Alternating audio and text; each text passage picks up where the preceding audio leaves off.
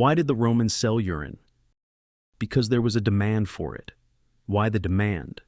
Because Romans used the stuff by the bucketful to clean and dye clothing. Why urine? Because it worked, it was plentiful, and it was cheap.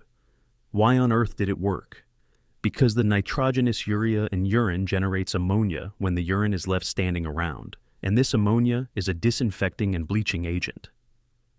Some Romans, like many other people of the time, used urine to wash their teeth too. But before you go dissing the Romans, realize that for more than 1,500 years after the Roman Empire peaked, Europeans were still using urine to clean clothes, and the Romans were not slovenly people, relatively speaking.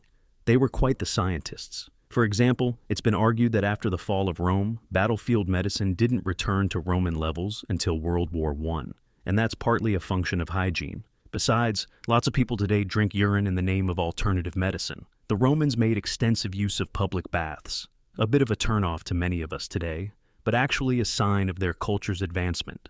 The Romans were great innovators in matters hydraulic, as evidenced by their clever work with aqueducts and plumbing.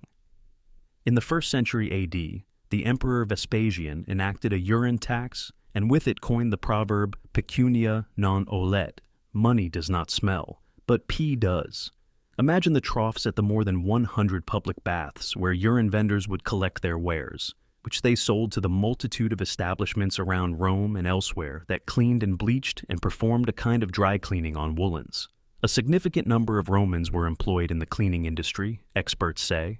All in all, we modern folk would be astonished to learn how green the ancients were. They didn't pump crude oil from the earth and make gasoline of it.